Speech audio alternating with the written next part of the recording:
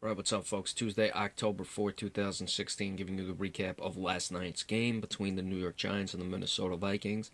24-10 in favor of the Vikings. I watched the game up to the point where Minnesota scored the touchdown in the fourth to go up 24-10. I see that nothing changed between them.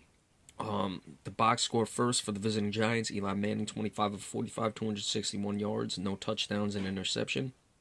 Harlan Dorkwell was the top rusher, 12 for 48. He had a touchdown. Bobby Rainey, 4 for 22. Altogether, the team 18 of 78, which is 4.3 yards per rush. Not too bad, so I'm a little surprised they threw the ball as much as they did. Minnesota, did get up as much as 14, but never was in a position where the Giants had to abandon the run the way they did. Paul Perkins, the top receiver, 2 for 72. Victor Cruz, 5 for 50. Odell Beckham Jr., 3 catches for 23 yards. I'm a little surprised that Xavier Rhodes did as well as he did. It's not because Xavier Rhodes is a poor player, but because of what we talked about with the size differential and Odell Beckham Jr. being more of a speed guy. Dwayne Harris lost the fumble on a punt. That was big early on in this game. The Giants did not have any sacks. Dwayne Harris did redeem himself somewhat, had 3 returns for 94 yards in the kick return game, longest of 44, but no touchdown, so that fumble really did them in, and Josh Brown made his only field goal.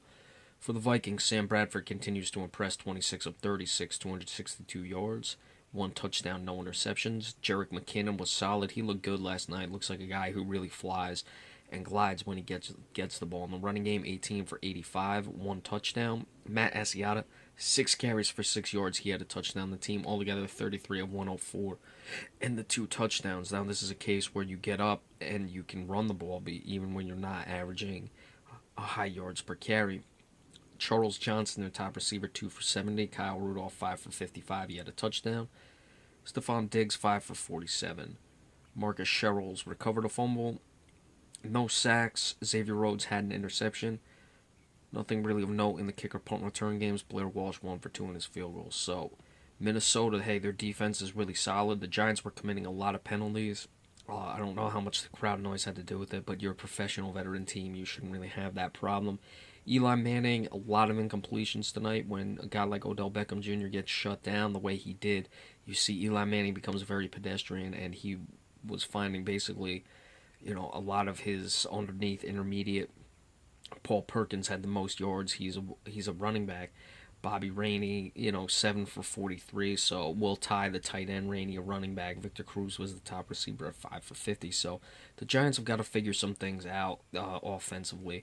The 1 turnover and the fumble, not brutal in the turnover department, but certainly they got to be better than that. Eli with no touchdowns to that interception, that really affects it. So we'll see what happens with the Giants moving forward. As for the Vikings, hats off to them. They're 4-0 without their quarterback and with Adrian Peterson out. This defense continues to flourish, and they will continue to be a threat for the rest of this season as long as that defense keeps playing the way it is.